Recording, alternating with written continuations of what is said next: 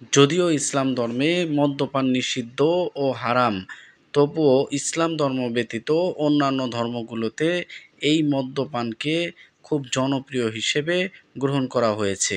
এমনই একটি প্রতিবেদন আমরা দেখে আসি। রস পচিয়ে তৈরি করা মদের বয়সভেদে বিক্রি হয় 10,000 থেকে শুরু করে কয়েক লাখ টাকায়। মেক্সিকোতে জন্মানো ব্লু ওয়েবার আভাগে গাছের ঠিক মধ্যখানে বিশাল আকারের ফলটিকে বলা হয় পিনা। ফল সংগ্রহের পর গাছের পাতা কাটার জন্য ব্যবহার করা হয় বিশেষ এক ধারালো অস্ত্র। কুয়া নামের ওই ধারালো অস্ত্র দিয়ে বিশাল বিশাল পাতাগুলো ছেঁটে ফেলে মাঝখানের বিশাল সাইজের ফলগুলো নেওয়া হয় মদ তৈরির কারখানায়। ঐতিহ্যগতভাবে এই ফলগুলো মাটির নিচে চাপা দিয়ে 5 দিন ধরে সেদ্ধ করা হতো। এভাবে তৈরি টাকিলাকে বলা হয় মেসকাল। এই মদের কিছুটা স্মোকি ফ্লেভার থাকে। যে পিনাগুলো গ্যাসের ওভেনে রান্না করা হয় সেগুলো থেকে তৈরি করা হয় বিশুদ্ধ টাকিলা। সিদ্ধ হলে ফলগুলো বিশাল বিশাল পাথরের চাকার নিচে পেশা হয়। ফলে পিনার ভেতরের নির্যাস তরল আকারে বের হয়ে আসে, যা পরবর্তী পর্যায়ে মদ উৎপাদনের জন্য মূল প্রয়োজনীয় উপাদান। আভাগে ফলের রসগুলো কাঠের তৈরি বড় ফার্মেন্টেশন ট্যাঙ্কে রাখা হয়। তারপর এর মধ্যে ইস্ট বা এক ধরনের ছত্রাক যোগ করা হয়। ইস্ট ফলের মধ্যে থাকা শর্করাকে অ্যালকোহল বা মদে পরিণত করে। ফার্মেন্টেশন বা গাজন প্রক্রিয়া চলে 3 দিন ধরে।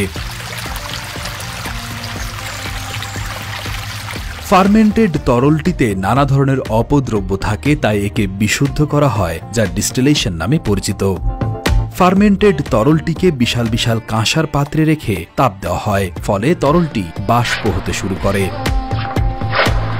বাষ্পগুলো আবার শীতল করা হয়, ফলে বাষ্প তরলে পরিণত হয়।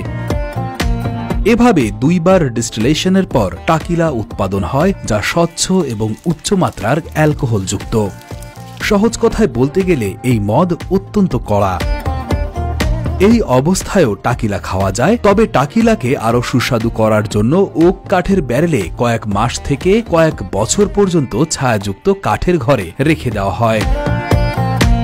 এজিং বা কাঠের ব্যারেলে লম্বা সময় থাকায় তৈরি হয় সমৃদ্ধ এবং জটিল স্বাদযুক্ত টাকিলা,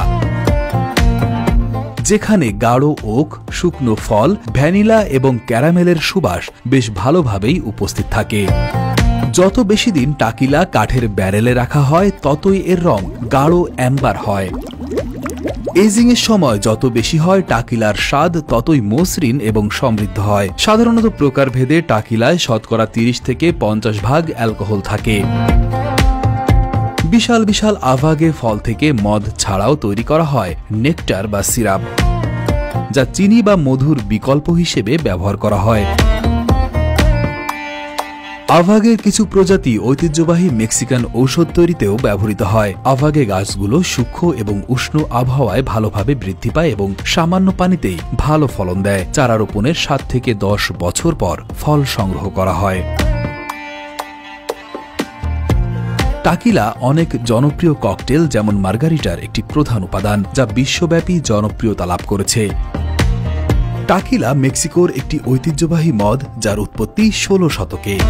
টাকিলা অন্যান্য মদের তুলনায় কম ক্যালোরি এবং কম চিনি সমৃদ্ধ, তাই স্বাস্থ্য সচেতন মদ পানকারীদের মধ্যে টাকিলা বেশ জনপ্রিয়তা অর্জন করেছে। মেক্সিকান সংস্কৃতি এবং খাবারের প্রতি বিশ্বব্যাপী আগ্রহ বাড়ার সাথে সাথে তাদের তৈরি টাকিলারও জনপ্রিয়তা। আমাদের এই প্রতিবেদনটি সম্পর্কে যদি আপনাদের কোনো পরামর্শ বা কোনো মতামত থাকে, তাহলে অবশ্যই আমাদের সাথে যোগাযোগ করার জন্য বিশেষভাবে অনুরোধ রইল।